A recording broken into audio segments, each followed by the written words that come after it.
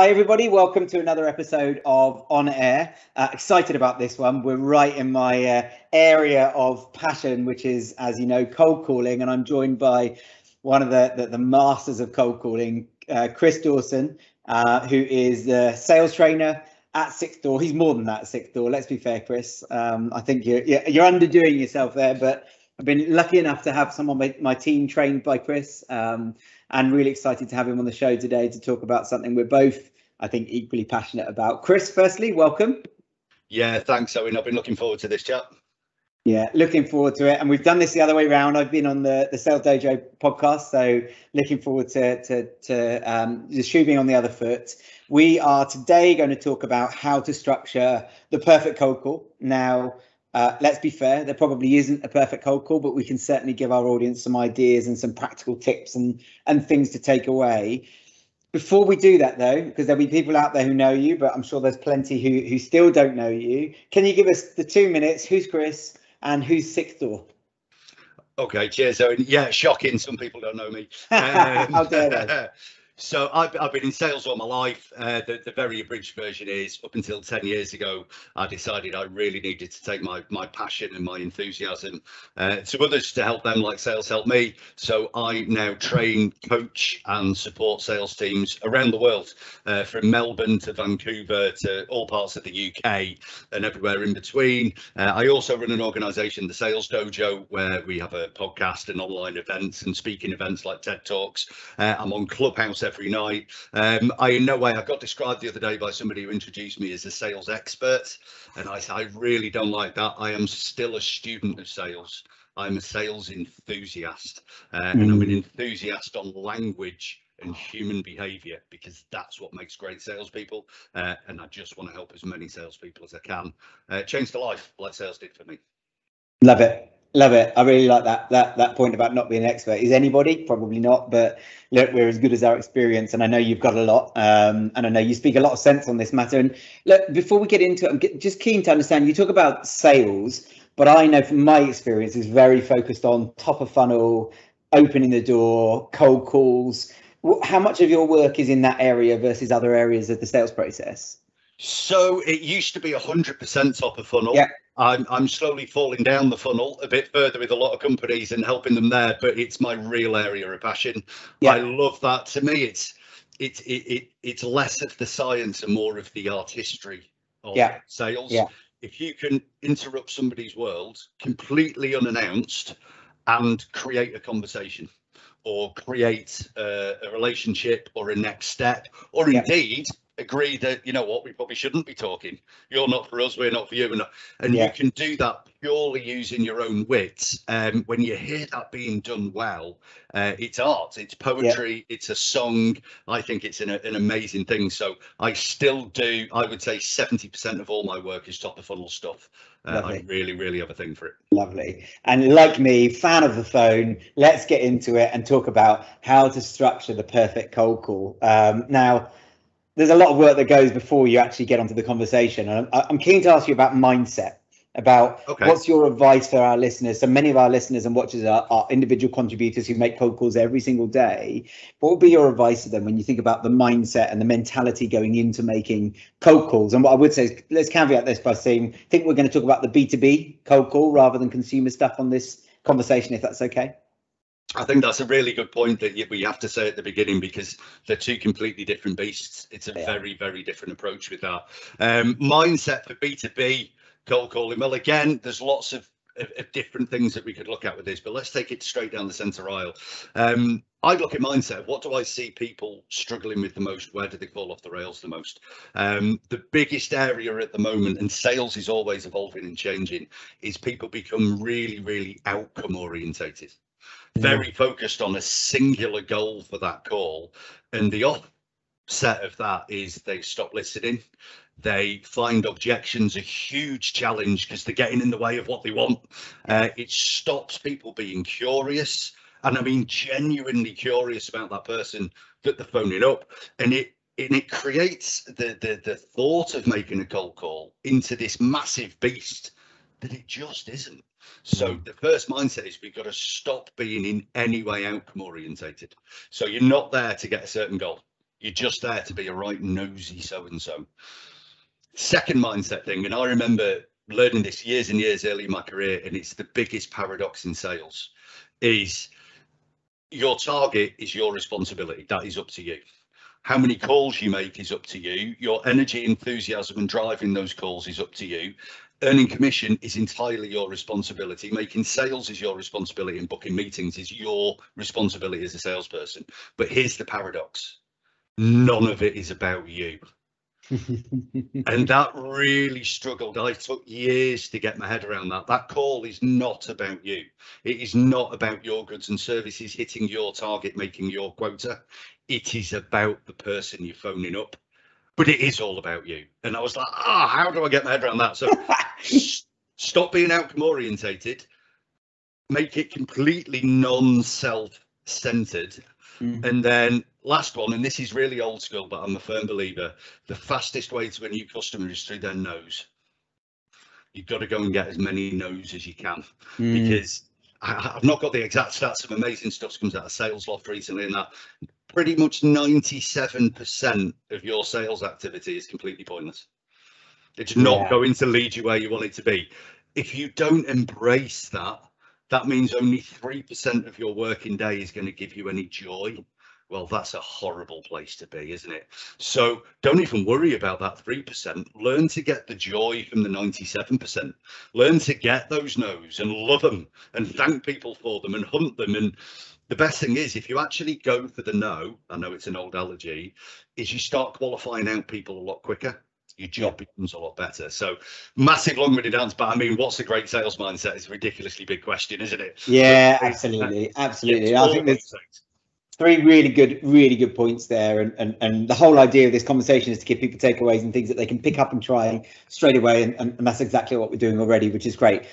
Now, for the sake of this example, let's assume that the data's okay, that the strategy is right, we're in the right target market, because I think whenever I talk about cold calls with people, you can often get stuck in and there's lots of stuff before and around. We know we're focusing on the actual conversation. So you're dialing somebody's number, you get a first voice. We know that first voice is very, very rarely going to be the right person that you want to speak to. It's the dreaded gatekeeper, and I've heard you talk about gatekeepers a hell of a lot. So let's walk through that. Hints, tips, ideas, things that you should be thinking about when you're trying to get passed round through, helped by a gatekeeper. So I would say, Owen, this is the most asked thing of me. When salespeople specifically come to me with this question, how do I get past gatekeepers, is how the question's always framed. The one thing you do. What they really mean is, could you give me a magic wand that makes all gatekeepers go away? And obviously that doesn't exist. I've tried it all, it doesn't exist. Here's the rub. There's lots of differing advice on gatekeepers, and you've got different levels of cheek to get past them. So we'll start with the fluffy, the proper, the consultative, the professional manner. Okay. And to me, and it sounds obvious, but they're your first decision maker. Well, they're your first influencer anyway. They're never going to buy your product or have a decision-making power, but they're going to keep you out. They hold the keys to all the treasure. So first of all, make them your mate. Don't hide the fact you're a sales call. Doesn't matter what you say. They know you're a sales call. There's a lot of advice of just brush your way past them. Yes, Owen, please. He'll know who it is. This bullshit, whatever. All you will get is, can I ask what the call's about? They know you're a sales call. Please stop it. Yeah. They are far more trained to get rid of you than you ever will be to get past them. Ask them for your help. Hey, you know what? I think I need to speak to Owen, but I might be wrong. It is Owen that still looks after this, isn't it? Get them involved in that conversation. Don't get those defenses up, and have that chat. Little tweaks to it. Don't ask questions that have been asked a million times before, because you'll get the same answer. So all we hear all day long is, could you put me through to Owen, please? Could you put me through to Owen? Well, that just triggers an automatic response. Just flip your question. Or could you let Owen know I'm on the line? And they never get asked that, so they don't have an automatic question. It's only changing your odds a bit. So there's, I was wondering if you could help me. I think if you could let them know I'm on the line, that'd be brilliant. What you might find out is your data's wrong. Oh, no, actually, it's not Owen that deals with that anymore. You need to speak with John. Oh, brilliant. Okay, could you let John know I'm on the line? We can go around that way. So we got the fluffy way. let's skip all the other steps. Let's go for the ridiculously cheeky way. There's a caveat on this at the end of it. So I've seen other sales trainers doing this as well. I've played with it myself, and you know what, it works, but you've got to do the second step right. And that is when they say, yes, what's it in regards to? Say, I don't know. And at that point, quite often, they'll just get completely confused. The head falls off and they put you through anyway. Or they say, what do you mean you don't know? I've just got a message that I should give them a call. Be very careful with your language. Quite often they'll go, oh, right, and they put you through. Here's the thing, though, you've lied. And it's a terrible, terrible thing to do in sales. You have to immediately fess up. Yeah. You get through to that decision maker and they go, well, what's it about? Put your hands up straight away. It's only fair that I'm dead straight with you. This is a sales call. Yeah. Now, would you like to hang up on me now, or would you be kind enough to give me 30 seconds of your time? I'm only saying that because I know it has worked. I'll be honest, I'm not a fan. It's not my ethics. It's not how I go about things. But I have had the response before now. You know what? I wish our sales team were as pushy as you. This is the interesting thing, isn't it, Chris? Because buyers buy in different ways and have a different mentality to, and a different line of tolerance to what you would consider bolshy, brave, you know, whatever we want to label it as. And some people admire that, and others are really insulted and offended. And this is why, you know, we nonchalantly stroll into this conversation and say how to structure the perfect cold call. There is no such thing, because unless you know your buyer inside out and know what they want and how they tick and their human traits and those sorts of things, it's different for different people. So it's really interesting to hear that. And I guess our audience will need to interpret that and decide on how brave, bold, bolshy they want to be, and where they draw their line. The second a gatekeeper answers the phone, you spin the roulette wheel. You know, I'm far more a fan of try and avoid the gatekeeper. Yeah. Try and get through to accounts or deliveries or something like that. Avoid the gatekeeper. Get a direct dial. Maybe do a LinkedIn DM first if it's done right. So many ways to reach out now. But whatever you do, and this is regardless, do not upset the gatekeeper. Yeah. Okay. Fantastic. The first influencer, make them your best mate. Yeah. Interesting, because you're right. There is a lot of advice out there around. Yeah. Are you warm, fluffy, nice, friendly? Make them your friend. Are you straight? Don't answer the questions. All that sort of stuff. So it's interesting to hear your take on that. So let's walk through this. Okay. Let's say we've made the gatekeeper our friend, and the decision maker, whatever his or her name is in and prepared to take the call. Transfer goes through. Picks up the phone. Bang! The stage is yours, sir. What do you say? Right. Okay. So straight out the blocks. And again, this is one way. There's a million ways. The first thing you have to do is get attention. Yeah. Without attention, you haven't got anything. There's lots of different models on this: 3 seconds, 7 seconds, 15 seconds. Nobody will ever know. It's unquantifiable. One thing's for sure: if you say something they've heard 1,000 times before, you'll get the answer they've given 1,000 times before. So you've got to put yourself in that prospect's world. What could they be doing right now? They could be recording a podcast. They could be filling in a spreadsheet, disciplining a member of staff, looking at a recruitment advert, doing their accounts. They've just got a VAT bill. Could be anything going on. They're concentrating on that. Their phone rings, they answer, because that's an automatic response to the ringing noise. Is what you say now going to appear more valuable to them than what they're currently doing? If it doesn't, you've lost them immediately. So let me give you an example. Owen, I know how busy you are. You're running an organisation with lots of team members and people around you. Your phone rings and you're in the middle of doing stuff. They say, "Hi, Owen, my name is, and I'm calling you today from." Just not value. I've heard it. That does not outweigh what I'm doing now. Goodbye. Now, you don't say goodbye. You might be, we don't take sales calls. Our budget's gone. We're happy as we are. Whatever it might be. But you've lost them straight away. You've got to get their attention. You've got to grab them, get them into that room. Million different ways of doing this. Pattern interrupters, it's called in the NLP world. You've got to be bold. It's about the language that you choose. You cannot be subservient. You have to view yourself as an equal to that person you're speaking to. Owen, we've never spoken before. It's Chris Dawson from Sixth Door. So don't go all like sales trainers tell you to. You've got to be excited and enthusiastic. Second that kids TV presenter comes on the phone, you've lost him. Something important sounds slow and it sounds low. Owen, we've never spoken before. It's Chris Dawson from Six Door. I've got your attention, yeah? Or, Owen, it's Chris Dawson from Six Door. Listen, I'm on your website right now. Right, I've grabbed your attention. All I need to do is get your attention off what you're doing right now. Yeah. Owen, I've been really keen to speak to you. Right, that's super personal. I've been keen to speak to you.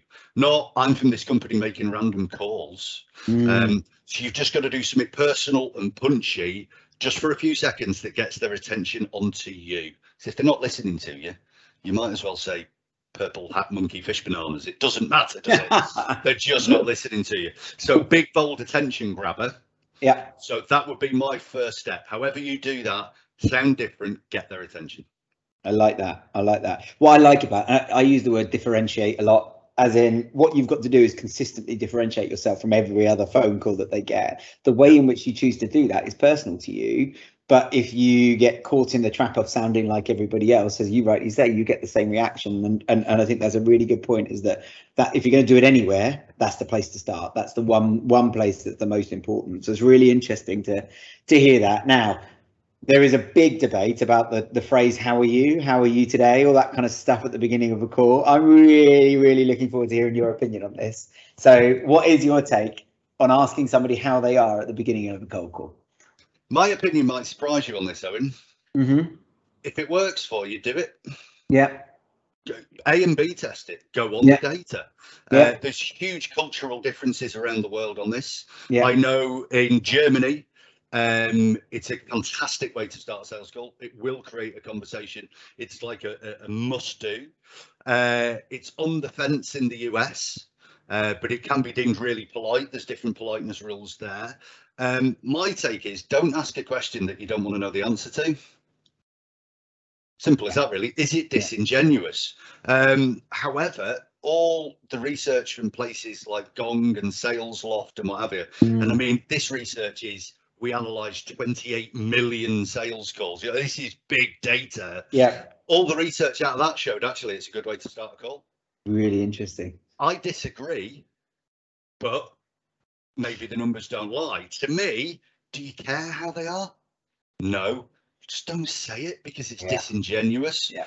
If you've spoken to them before and you've got an existing relationship, I asked how you were, Owen, when we first started this, because I know you, it's nice, but I genuinely care how you are. If I phone so-and-so off my data, don't really care. Yeah. And they know that. So you're just going to trigger that sales alarm of disingenuous, fake, therefore typical salesperson, I'm not interested. So personally, it's a no-no from me, but I'm not the gospel on sales. So give it your own test. Thank you. Brilliant. All right, we'll move on from that. So we've done our intro. We've got our very first thing that comes out of our mouth. You know, we've got their attention. What's next? Right. So this is where I think I differ from a lot of people is, and it might be my northern bluntness. A lot of the calls that we make, one of the biggest reasons they end short, we don't engage people, they don't want a conversation, is they're not quite sure where the call's going, how long it's going to take, are they expected to buy something on this call? There's all these what ifs around that call. So I find framing the call right at the beginning does two things. It allows everyone to relax. Oh, it's okay, they're not after my credit card. This isn't your standard sales call. I don't have to buy anything. They don't sound like a salesperson I've heard before. And I always ask what's called a click word question. So a question that resonates an automatic response. So my next step would be very simple. It would be, Owen, I was calling you specifically because I want to book a meeting with you. I tell you right at the beginning of the call. Oh, and the words are very, very important in it. I was calling you specifically. So it's like, I'm going to laser focus you on why I'm calling you, because I want to book a meeting with you. Now, what's your natural response to that? Yeah, it feels far more personal than the usual cold call. And I think your point earlier, I'm certainly more comfortable with you because I know what you want. And what would you answer it with? I wanted to book a meeting with you. What would your first question be? What's it about? Yeah, why? Yeah. Why do you want to book a meeting with me? Yeah. Well, the translation of that is explain to me why we should have a meeting. Well, that's the whole purpose of the phone call, isn't it? I like it. You're right in there. Yeah. So straight in, we've got their attention. You've gone low, you've gone bold, and then just straight in. I was calling you specifically, Owen. I've been or make it really lovely and personal and intriguing. I've been keen to book a meeting with you. If somebody says that to you, everything in your body goes bloody sales call. But I want to know why. Yeah. Like, you can't not, can you? No. So that would be my very next step. Completely frame the call. This is why I'm here. I want to book a meeting with you, and you're going to get that natural engagement back. Okay. It's an automatic response to it. Yeah. Okay. So I like it. I think it's a really, really clever way of framing things. And as you rightly say, getting a different reaction from people, because the majority of our cold calls that we would get would say, as you rightly say, hi, it's Chris Dawson from Door. How are you today? The old classic. Yeah, I'm fine. And this is what I do. I go, yeah, I'm fine. You know, it's that kind of, I'm sensing what's coming next. And before you finish the word fine, they're into the pitch. They're in well and truly, you know, half a sentence through, we do this, we do that. Just throw up all over you. Yeah, exactly. So I like this because it's a really upfront, honest. Do you know, there's a lot to be said about trust, you know, in a sales call. And the sooner, you know, you can never be a salesperson and be 100% trusted on a cold call, in my view. But the sooner you can start to move things along on that journey, the more comfortable you get, the easier people are with you, the more they open up. So the fact that you openly say, this is what I want to do with you right up, I think it just starts to shift that trust along the journey, which is interesting. Well, here's the thing, you know, our great friend and friend of our Clubhouse show, Steve Myers, put it is, how do you want to differentiate yourself from a salesperson stereotype? Yeah. Tell the goddamn truth. Yeah. Say the thing that's so far down the line from what they'd expect you to say that they just go with it. They trust you immediately. Yeah. Which would bring me to my next part of the call. So, and this is going back to mindset, Owen, is if your mindset is outcome orientated, you've said, I was going specifically because I've been really keen to book a meeting with you, and they say, oh, why is that? If you're outcome orientated, you go, well, because we offer a cut price example of this, and we were established in that, and you're, oh, here we go, we just vomited on them again, because you're trying to get that outcome. You're trying to make them go, oh, that's amazing, I must have this meeting. That's not the job of a salesperson. It's completely misconstrued. My job on that cold call is purely to be investigative and find out, is it worth us having a meeting? Because you know what, I can't sell my services to everyone, because not everybody needs it. Not everybody should buy it. That's the job of my call, is to find that out. It's to qualify in or qualify out. Yeah. So next point would be to throw all this trust on it by being really, really truthful. Lots of different phrases for this. I'm not claiming all these are my own at all. A go-to would be, well, Owen, this might be an irrelevant call for you. I'm going completely the other way. And it's that whole bit of acting, isn't it? Well, to be honest, Owen, this might be an irrelevant call for you. Now, if you want to push the cow in the barn, try pushing it out. Yeah. Go the absolute opposite. It might be an irrelevant call for you. They'll want to know even more what the call's about. Because what salesperson tells you, actually, this might not be the right thing for you, it might be a waste of your time. Just go the opposite way. And it's slow, and it's not pushy. It just doesn't trigger the sales alarm. Yeah, I like it. You were going to give some others, though. I think you were saying there's several. Right, well, so it's what it leads to is, and this is where I see so many salespeople do really well and then fall off, is they lose control of the call. You've got to be in control of that call, and to do that, one, it's the language you use. You've got to be bold. You're an equal. You're not subservient. So if you don't mind, well, would you possibly have 5 minutes? Come on. Yeah. If you really believe in what you're doing, you've got to sound it. You've got emotional contagion there. It's going to come across. So I would say put a control in right at the beginning. Okay. Now, we did this years and years and years ago. It's got all sorts of fancy names now. But it's very simply, tell them the process of what's going to happen next. Now, I use this example all the time in my training of Subway. I think I explained this with your team, Owen. Yeah. Subway don't sell sandwiches, they close you on them. They just walk you down the process. It's the same early on in your call. So it would be, Owen, I was calling you specifically because I've been really keen to book a meeting with you. You go, oh, okay, why is that? Well, this might be an irrelevant call for you, Owen, but then you can go two ways. You can either tell the process of the call, which would be, what I'd love to do, Owen, is take 2 minutes of your time, find out a little bit more than what I already think I know about air marketing. I'll tell you exactly why I think we should have a meeting and what we do. If at that point seems a good idea, maybe we could have a further conversation. If not, just tell me straight away, we'll part as friends and I'll be on my way. Does that sound fair enough? Yeah, nice. Just told them the whole process of the call, but now everyone can relax. Find out a bit about you, tell you what we do, if we both agree. And you've not said it's an idea to have a meeting or to buy something. If it's an idea to have a further conversation or to talk more, all casual, fantastic. If at that point you don't think so, you know what? Really, I'll thank you for your time and I'll be on my way. Yeah. Very, very casual. You put that contract in there. Yeah. Yeah. Do you know what?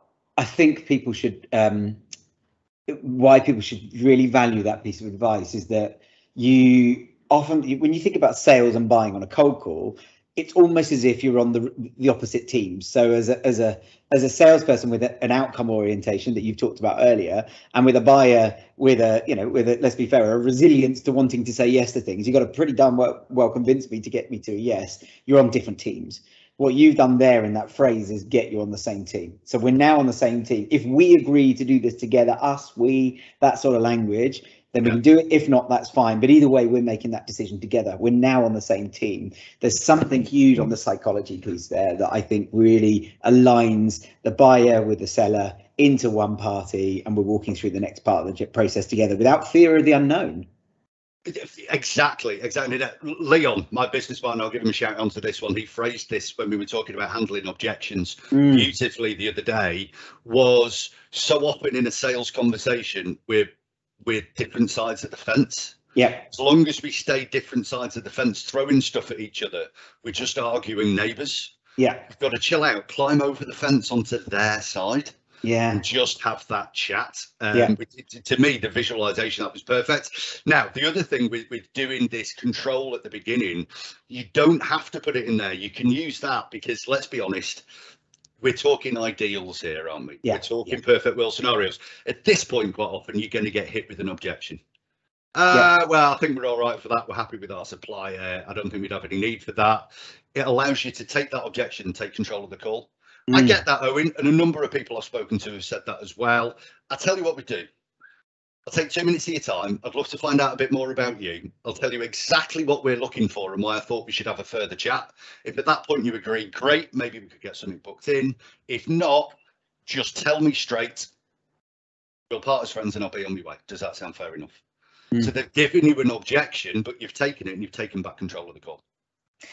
Now, my next question is, how do you handle objections? So you've touched on that there. What's interesting is you've got two sentences you use right off the bat. One was, that's okay, that's fine, Owen, or what, something, you said something like that, and then you said most of the people I speak to say exactly the same thing. What's the logic behind those two things? Right, so it's dead simple logic, really. Even if somebody's massively wrong, you can't tell them. People dig into a position. So when people have an opinion, a thought, a stance on something, the more you try and show them they're wrong, the more they will dig into that opinion. Yeah. We've all been there. We've had an argument with somebody and halfway through that argument thought, oh God, I'm wrong, aren't I?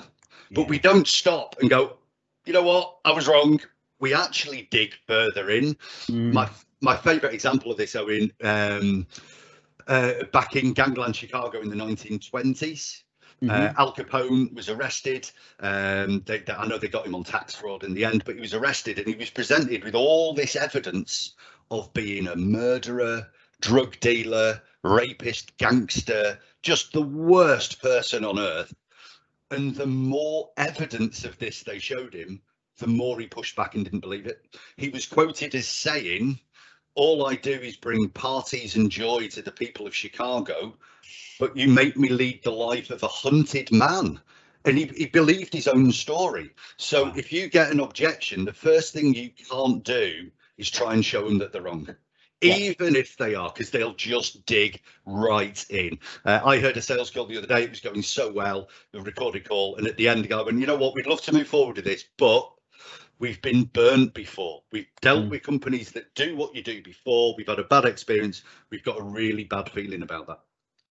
And immediately the salesperson tried to defend that position. Yeah, but we've got a 5-star Trustpilot review and we've got great Google reviews. And he tried to justify it and push back.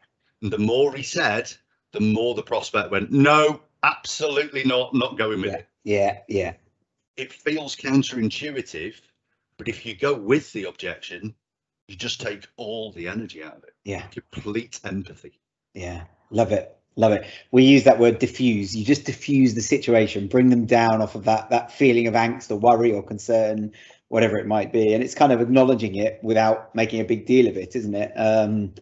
Really interesting to hear that sort of psychology piece. And then we'll move through. So we've got into our conversation, and we've got half an hour, right? So we're rocketing through a conversation that we could probably spend another half an hour on each section. But we're rocketing through. We've got into our permission. We're in. We're having a two-way conversation now to try and work out whether it makes sense. As you're going through that and you're getting towards the point where you've either worked out that it will make sense or haven't, let's assume that we have for the sake of this example, because, it's a perfect cold call and all that. What's next? How do you finish it off? How do you close it? What are you looking to get through in that conversation? So this is a really big point for a lot of people, because a lot of calls, you hear them, they go great, and then they just kind of turn into mist, don't they? Nothing really comes of it. A salesperson's job is to get a decision, isn't it? It doesn't matter what that decision is, but you've got to help somebody make that decision. So it's just bring it to a head. Just bring it to a conclusion when you can. So you've had a lovely conversation, and then you're at that point, where do we go now? Just ask. There's a million different ways of doing this, and there's a million people who'll tell you their favourite way. Andy Bounds has got fantastic ways of doing this, and Ben Dennehy does it in very unique ways, and the Refract Boys and that. If I had to break glass and go to an emergency one, mine would simply be, you know what, the best thing we could do right now, and just tell them what to do next. The best thing we could do right now, why don't we book 20 minutes into the diary? I could show you better online what we were talking about. You'll probably have 1,000 questions you'd want to ask me, and we could move it forward that way. What are you doing next Tuesday, Owen? Or even better, what are you doing right now? Go for it right now. If you're giving an online demo or something, listen, if you've got 20 minutes now, PC in front of you, let's go. Best thing we could do right now, just moves people nicely forward, because people don't like making decisions. If there's any element of doubt anywhere, our human go-to response is no. Let's go to that place of safety, and that's a no. And then the second they've said no, they won't change from their position, remember. So you've got to not get them there in the first place. Best thing we can do right now. Brilliant. And look, I think we've rocketed through what a conversation would look like. I'm keen to just dig into one last point, which is just around the detail that you go into on a cold call. So again, a lot of advice about this around prospects asking questions. It's just interesting because you went, what are you doing now into it, which means that you're taking people from cold through to quite a lot of detail in potentially one journey, albeit I'd imagine most will say, actually, probably not a good time, but let's do it then, even if they're going to say yes. And I know there's all caveats. This all depends on your sales process. If you're enterprise level software sales, that's not how you're going to go about it. If you're selling a £30 advert in a local magazine, I'd be asking for payment. It's sales process is dependent on that. Let's assume we're booking meetings. It's a reasonable sales size, average order value, whatever you want to call it. If the prospect starts asking questions, so can you tell me how this works and how that works? Do you subscribe to the logic of trying to help them through that and spending longer with them on the phone and the benefits of that rapport that you build, or do you subscribe to the save it, leave a little bit to be revealed in the meeting? So hugely context based. The first thing I would do is, why are they asking the question? Yeah. Don't immediately answer, and we love to do that, don't we? Oh, I'll tell you, how does this do this? Oh, well, I know the answers. Look at me, I know the answers. Yeah, I feel really good because I know the answers. So tell me, is that something that's important when you're looking at things like this? Just keep digging as much as you can. Yeah. If something big comes up, is it a deal breaker? Yeah. I'd qualify out. Don't be afraid to qualify out. So here's the big thing, and I'm really passionate about this, is and I don't want to offend any of your audience's sensitivities on this. Owen, don't worry, you look panicked now, but I really look at cold outreach as, there was a great thing I read about science versus religion, and it said science is permanently trying to prove itself wrong, and when they've done everything they possibly can to do that and it just won't prove itself wrong, only then will they say it's a scientific fact.